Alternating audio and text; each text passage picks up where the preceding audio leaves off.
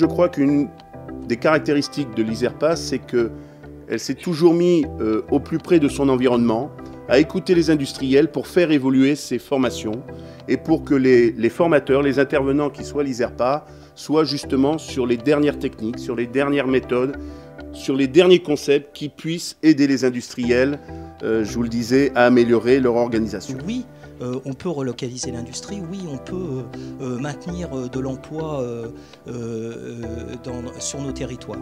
Là, il y a un travail effectivement très important à mener pour que sur un territoire, on ait une vraie mise en synergie des acteurs et qu'on soit dans des logiques cohérentes d'ancrage de territoire. Nous avons développé un premier chantier structurant de compétitivité, car pour que les entreprises travaillent ensemble, encore faut-il qu'elles soient si possible au top de la compétitivité. Et dans la notion de compétitivité, on approche toutes les dimensions d'entreprise, aussi bien la notion de service, la dimension financière, la dimension sociale, la dimension technologique, la dimension industrielle. Moi, la conviction, c'est vraiment qu'on a besoin de ces grands groupes dans nos territoires. C'est la clé de voûte. À partir de ce que je vois et de ce que je vis à travers les expériences qu'on peut avoir en interne comme en externe, la plus grande des innovations qu'on puisse obtenir, c'est la capacité à innover sur ce qu'on appelle, d'un terme anglais, le business model.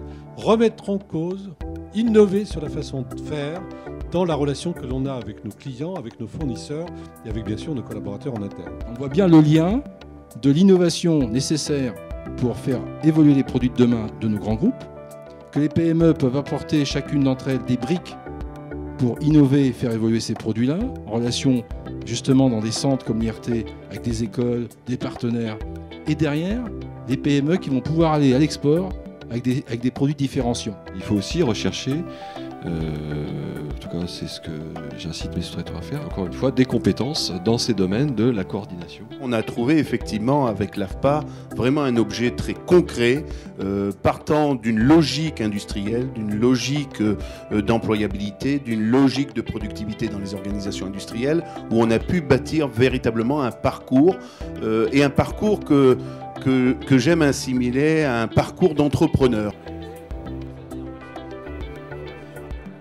Aujourd'hui, je peux dire que l'ISERPA m'a permis de donner un nouvel élan à mon parcours professionnel. L'ISERPA m'a permis d'acquérir les basiques de la logistique, de me les approprier et d'en approfondir d'autres. Et m'a mis dans une position, je dirais, confortable par rapport à ces acquis.